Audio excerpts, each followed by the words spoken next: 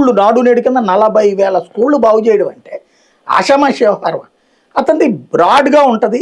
ఆ చిన్న చిన్నదిగా ఒకటో రెండో ఆస్పెక్ట్ క్యారెక్టర్ కాదది.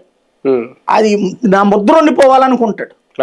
అతనికి ఆ పిచ్చ ఉంది, ఏది మా నాన్నలాగా నా ఫోటో కూడా పెట్టుకోవాలి. కాబట్టి ఆ దీనికోసం చేస్తాడు అతను.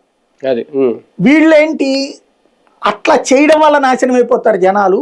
దానివల్ల ఖర్చు మనకి భారం పడిపోతుంది.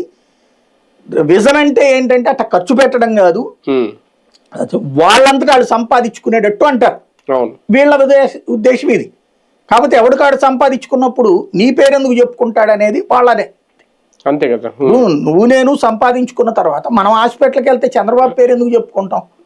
మన సంపాదన అనుకుంటాం. అట్లాంటప్పుడు బాబు పేరు ఎందుకు చెప్పుకుంటాం? నా పేరు అన్నదే అతని ఫీలింగ్.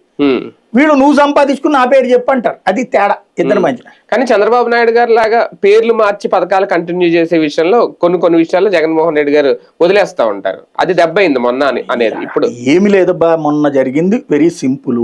ఇవన్నీ దాని వల్ల అయింది, దీని వల్ల అయింది, ఏదో కారణం. పవన్ కళ్యాణ్ అనే ఒక్కడి వల్ల జరిగింది. అది ఏంది అంటే పవన్ కళ్యాణ్ ఈ ట్రిప్ కనుక అతన్ని మనం గెలిపించుకోకపోతే అతను సాంతవిక రాజకీయాలకు దూరం అయిపోతాడు. ఒకప్పుడు వంగవీటి రంగాన్ని దూరం చేసుకున్నాము, ఆ తర్వాత చిరంజీవిని దూరం చేసుకున్నాము. మన సామాజిక వర్గానికి ఒక బలమైనటువంటి ఇది లేదు. అటు కమ్మ సామాజిక వర్గానికి చంద్రబాబు నాయుడు ఉన్నాడు, రెడ్డి సామాజిక వర్గానికి జగన్మోహన్ రెడ్డి ఉన్నాడు.